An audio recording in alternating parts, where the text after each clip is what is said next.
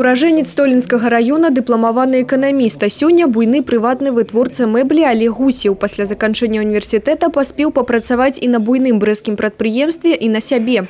У свой час прадпрымальнік вырашыў, што на малой радзіме будзе лягчэй пабудаваць жыллё і прывёз сям'ю ў райцэнтр. И здесь уже, да, стал вопрос, чем кормить семью. Пошел, попытался где-то устроиться, ну, естественно, кому ты нужен, уже время такое. Вот. Начал делать мебель. Сам методом проб и ошибок, шкафы-купе, чертил, считал, раскрой заказывали в Пинске, в Столине еще ничего не было, ездили, привозили, ставили людям. Было гэта 9 гадоў таму. За гэты час вытворчасць мэблі стала для Гусевых сямейнай справай. А дзякуючы дзелавой хватцы галавы сямейства бізнес пашырыўся ў некалькі напрамках. Адзін з іх – грузоперавозкі. Самая большая проблема Столинского района – это, ну, наверное, все-таки его удаленность от основных трасс, то есть логистика. Самая большая, то есть район тупиковый. К нам ходит машина, допустим, с сырьем один раз в неделю. Соответственно, мы должны как минимум на неделю спланировать производственные процессы. Да асаблівасцяў самага буйнога сельскага района краіны адносіцца і яго працягласць. А яшчэ, па словах Олега, апошнім часам востра адчуваецца кадравы недахоп. І гэта нягледзячы на высокую шчыльнасць насельніцтва. Дарэчы, тэрытарыяльныя асаблівасці района абмяркоўвалі і на пасяджэнні Савета па развіцці мясцовага прадпрымальніцтва. У нас на сегодняшний день высокая плотность населения.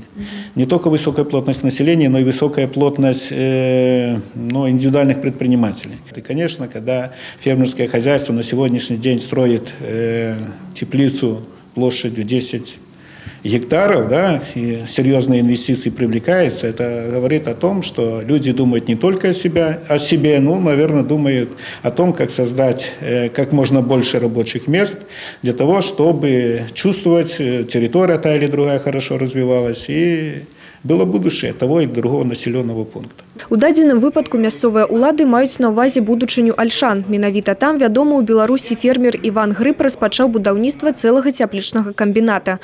Падчас пасяджэння ён выказаў цікавасць да яшчэ аднаго праекта – жывёлагадоўчага комплекса ў вёсцы Бор-Дубянец. Дакладней, не да саміх ферм, а да зямлі. Пытанне захавання фермам мясамалочнай вытворчасці пакуль адкрыта, але ўжо ёсць і супрацьлеглыя прыклады. К сожалению, то, что касается отрасли животноводства, меньше уделяется внимания. Очень приятно, что на сегодняшний день у нас фермерское хозяйство Копца Алексея Алексеевича на сегодняшний день, который создал частное предприятие сельхоз, это Максим Милк. На сегодняшний день практически 18 тонн молока они уже продают. И принято сегодня уже, в принципе, в стадии выполнения, окончательного выполнения распоряжения президента о продаже убыточного предприятия КСУП «Рубельские» этому фермерскому хозяйству.